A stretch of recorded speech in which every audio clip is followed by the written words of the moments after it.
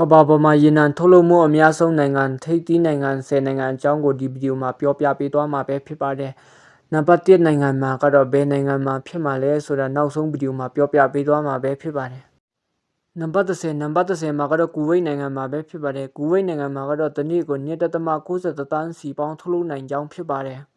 ။နံပါတ်9အီရန်နိုင်ငံမှာကတော့တနေ့ကို3.99တန်းစီပေါင်းထုတ်လုပ်နိုင်ကြောင်းဖြစ်ပါတယ်။နံပါတ်8 UAE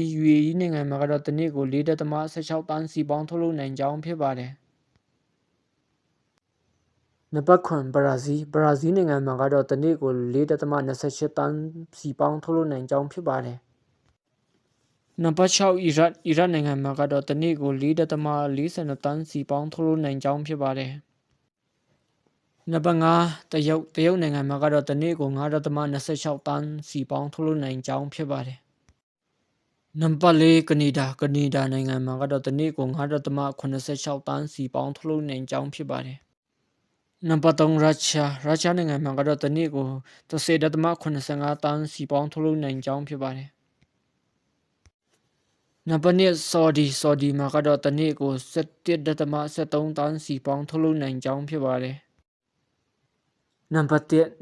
နိုင်ငံမှာကတော့တနေ့ကိုစီပေါင်း21.93တန်းစီပေါင်းထုတ်လုပ်နိုင်သောနိုင်ငံကတော့အမေရိကန်နိုင်ငံမှာပဲဖြစ်ပါတယ်။ကမ္ဘာပေါ်မှာအမေရိကန်နိုင်ငံဟာရေနံထုတ်လုပ်မှုအများဆုံးသောနိုင်ငံမှာပဲဖြစ်ပါတယ်။